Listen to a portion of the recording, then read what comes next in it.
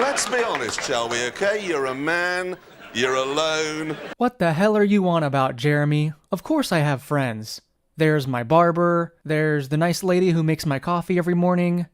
My dog? Okay, so maybe I'm not drowning in bussy. I wrote that line and I knew I wouldn't be able to say it with a straight face. God damn it.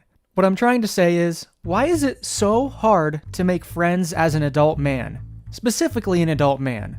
Don't get me wrong, women are going through their own loneliness crisis right now, but when it comes to men, it seems like we're almost programmed to be bad at this. We got debuffed, and now we're swimming in cold pizza and AI girlfriends. Well, I say no more. So sue me if I want to have a friend I can hang out with on the weekends. So I've taken the time to comb through several articles and pick out some useful advice. I'm only including things that I think will actually help you. You know, some stuff you haven't heard before. Oh, just join a club. Yeah, come on, everyone knows that it's not that easy. No, I've got some actual, factual advice for you today. Roll the fan art, and then we'll get started.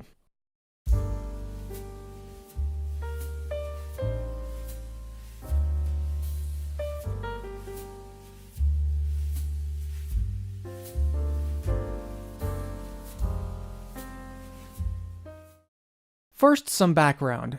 Why do men have such a hard time linking up? It's not just me, right? It feels programmed into us. You see a guy at the bar, you want to talk to him, but you're afraid of looking desperate. Even though you know he's probably just as miserable as you, there's this unspoken rule that you never just go up and talk to another man. He's gonna think you're gay, which is strange because the majority of us aren't actually homophobic in any way, except for this, for some reason. Maybe it's just the generational aversion to talking about your problems. You're a man, you have to look strong. On top of the unspoken rule, a lot of us suffer from a lack of trust in other people. You know, maybe you were burned by somebody in the past, maybe it's a lack of time. After all, you gotta make that money just to tread water in 2025. That's honestly what it feels like right now, we're just treading water. Historically, men have always had to focus more on their careers than their relationships. So it feels awkward when you flip it around.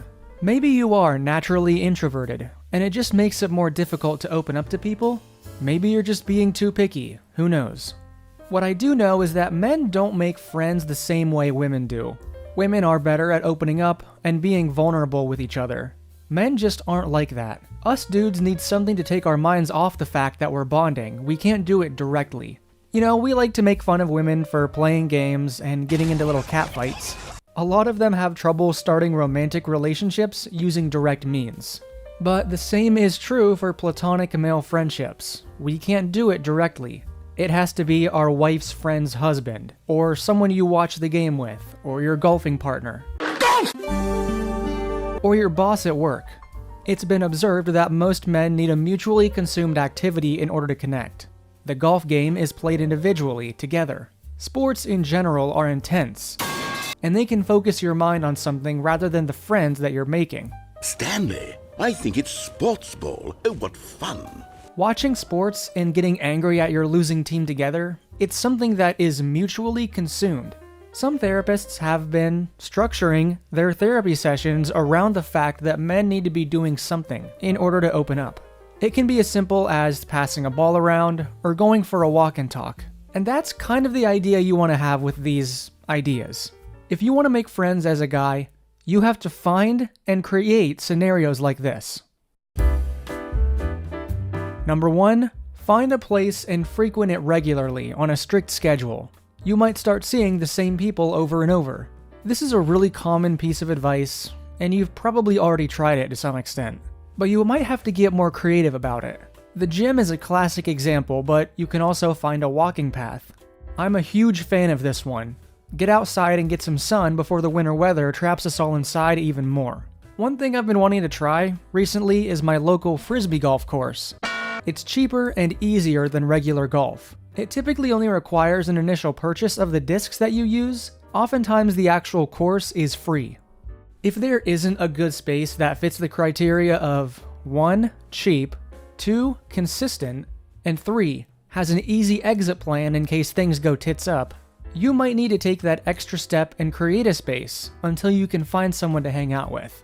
Start a Facebook group of local people who drink iced coffee, and set up a low-stakes meeting at a place that just opened up.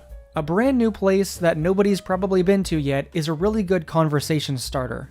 Make fun of the menu, complain about how expensive it is.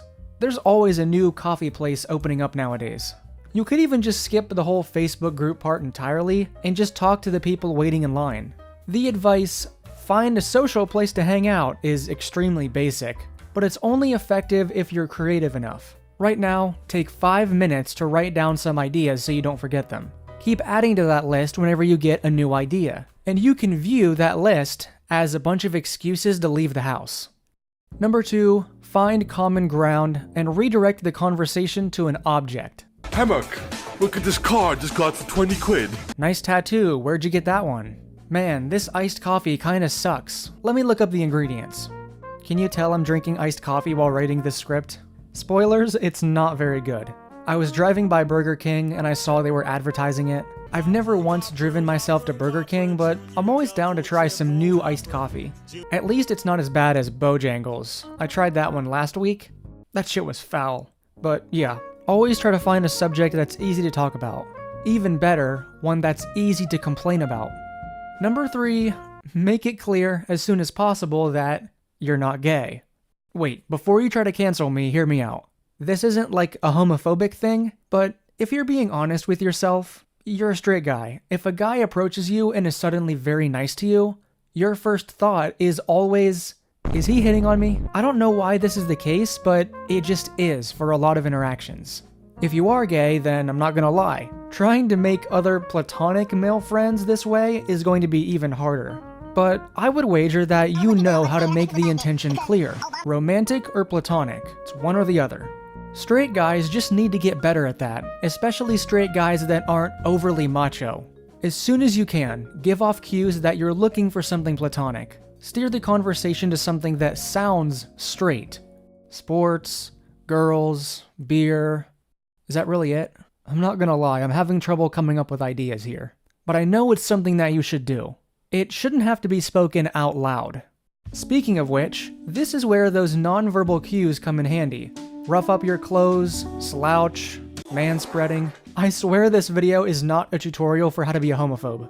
But, as a guy who's been confused for being gay way too many times, and the number of times this probably prevented me from making a new friend is staggering and depressing. It's not even the fact that I might be gay that's the problem, it's that when I go up to talk to someone, they're immediately unsure whether I'm hitting on them or not. Taking the mystery out of the interaction is what you want to be doing here. Number 4, never directly ask to hang out with a guy. You gotta work in little details into the conversation. Openings. You know, in the middle of a conversation, say something like, I go to the gym every Thursday and blank.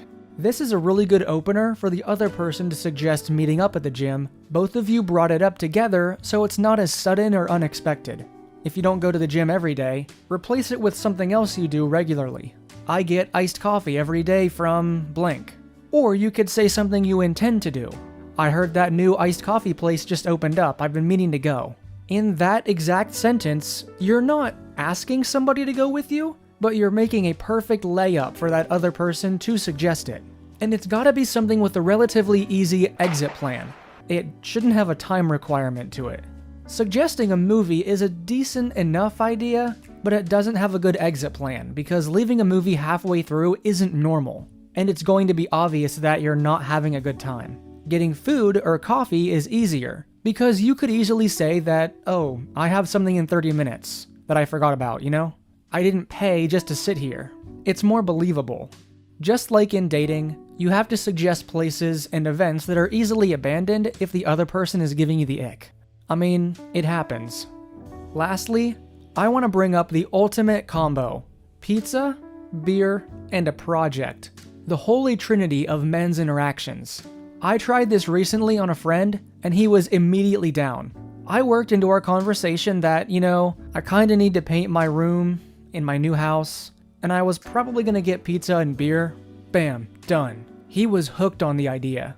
That combination just makes everything so much easier. You know, I have to build a deck, gonna get some pizza too. The project could be anything, the more physical, the better. Maybe you have to build some furniture. Maybe you have to clean out the shed. Everything I'm suggesting is a distraction from the conversation. That's just how we operate. Men need to distract themselves from the fact that they're having a conversation. All in all, there's something I need you to know. If you're an adult man and you're basically friendless, or if you don't have constant friend interactions, it's not entirely your fault. This is just the reality for adults. No one ever told me it's completely normal to have no friends basically when you come out of school and into the real world. Most adult men are just friends with their wife's friends' husbands. At least, that's what I have observed. So trying to artificially create a friendship is going to seem weird, but you'll figure it out. Give it enough tries and something will stick. Look at it this way. Yes, it's awkward just going up to a guy and talking. But unlike a date, you know that they probably aren't going to call the police if you misread a signal. Unless you're like physically threatening or using language that sounds threatening, they're not going to do that. They're just going to look at you kind of weird and walk away.